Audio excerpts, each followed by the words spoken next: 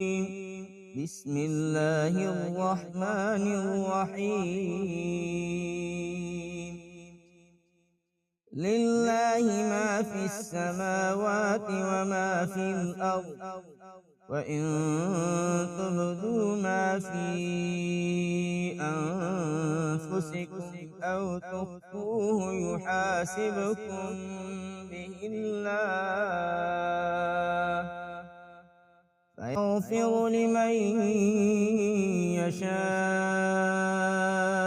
ويعذب من يشاء والله على كل شيء قدير.